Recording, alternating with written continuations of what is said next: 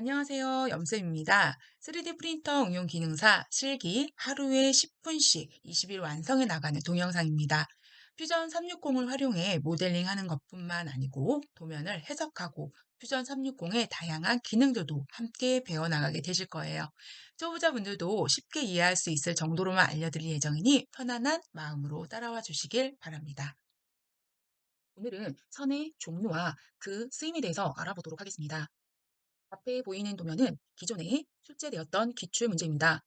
이 도면에서 저희는 각각 다른 종류의 선들을 보실 수가 있습니다. 우선 첫 번째, 외형선입니다. 보여지는 것처럼 끊어지지 않고 일자로 일정한 두께를 가지고 쭉 이어진 선들을 얘기를 합니다. 제가 지금 그리고 있는 이 부분, 그리고 이런 부분들, 이런 부분들이 실선에 속한다라고 보시면 되십니다. 다음은 파선입니다. 파선은 일정한 간격을 두고 잘려져 있는 선들을 의미합니다. 세 번째, 일점세선입니다. 총 세 가지, 실선과 파선, 일점세선에 대해서만 저희 알아보는 시간 갖도록 하겠습니다. 지금부터는 방금 전 말씀드린 실선, 파선, 일점세선으로 그려져 있는 선들이 어떤 선으로 작용되고 쓰임되는지 알아보도록 하겠습니다. 우선 첫 번째, 방금 전에 말씀드린 것과 같이 실선은 외형을 나타내는 데 사용하는 선이라고 보시면 되십니다.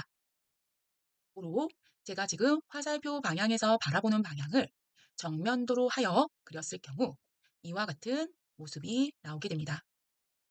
눈 앞에 보여지는 실제의 외형의 선을 의미한다라고 보시면 되십니다.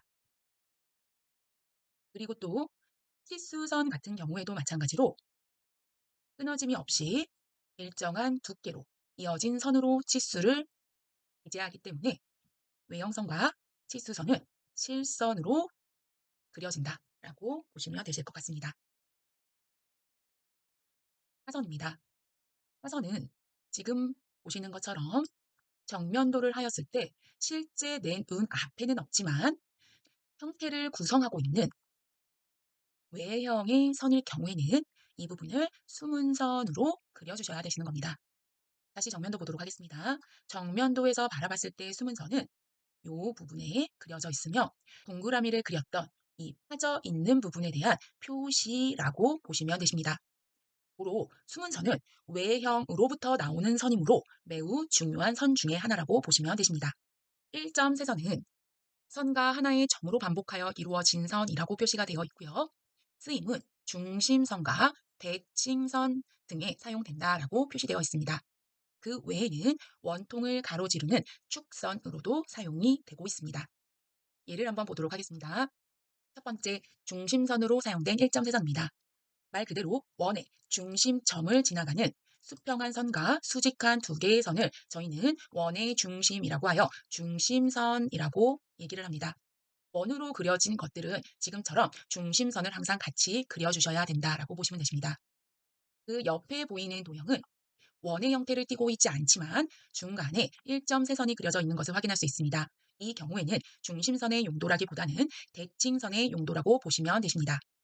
대칭선은 지금 그려져 있는 선으로부터 좌우가 정확하게 모양이 일치되어 있는 경우, 이런 경우에는 중앙에 1.3선을 그려주어 양쪽이 모양이 동일하다라는 것을 표현해 주시는 겁니다. 마찬가지로 도형이 있고 그 도형에 가로지르는 1.3선을 그렸다라고 한다면 선을 중심으로 위쪽과 아래쪽의 모양이 동일하다라고 판단할 수 있는 거라고 보시면 되십니다. 다음 보도록 하겠습니다. 다음 도형 같은 경우에는 원에 지나가는 중심선이 그려져 있으며 그리고 원이 아닌 형태에도 중앙 가로에 이렇게 1.3선이 그려져 있는 것을 확인할 수 있습니다. 그렇다면 방금 말씀드린 것처럼 가로의 1.3선으로부터 위쪽과 아래쪽이 대칭이 되는지를 한번 보도록 하겠습니다. 대칭된다라는 개념은 정확하게 위아래가 데칼코마니 형태로 대칭되게 만들어지는 경우에만 저희는 대칭선을 쓸 수가 있습니다. 이 경우는 대각선으로 대칭이기 때문에 이 경우에는 만약에 내가 대칭선을 그려준다라고 한다면 1.3선이 이 방향으로 그려져야 될 것입니다. 그러나 대칭선은 지금처럼 대각선으로는 사용이 되지 않기 때문에 이 형태에서는 대칭선을 사용하실 수가 없는 겁니다. 그래서 저희가 원의 중심선으로 활용되는 일점세선과 도형에 들어가는 대칭으로 사용하는 일점세선에 대해서 알아봤습니다. 추가적으로 원통의 형태가 있을 경우에 이 같은 경우에도 일점세선을 그려주어 원의 중심을 지나가는 축선으로도 활용될 수 있음을 숙지하여 주시면 되겠습니다.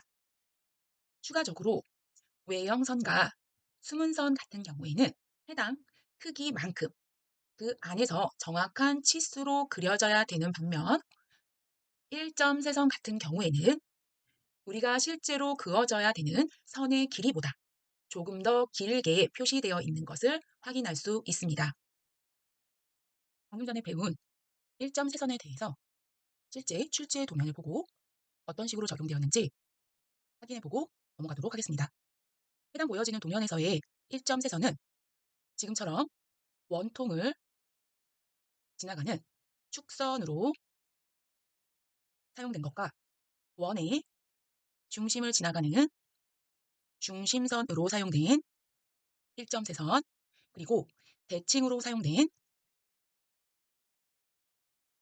일점세선 등이 골고루 들어가 있는 것을 확인할 수 있습니다. 지금처럼 형상의 마무리가 일점세선으로 끝나며 일점세선의 양 끝에 이꼴 표시가 되어 있는 경우에는 그려져 있는 도면의 반대편에도 동일한 모양으로 형태가 존재한다라는 것을 가정하여 모델링을 해 주셔야 합니다.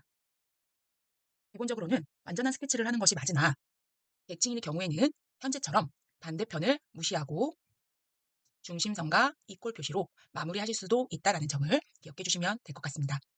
일점세선에 대한 여러 가지 적용된 방식을 알아봤습니다. 다음은 선의 우선순위입니다. 여러분들이 도면을 그리거나 혹은 보실 때 간혹 외형선 자리에 중심선이 그려지거나 외형선과 수문선이 같이 겹쳐지는 부분들이 발생할 수 있습니다. 그런 경우에는 어떤 것을 먼저 보여줘야 하는지 이것에 대해서 한번 알아보도록 하겠습니다.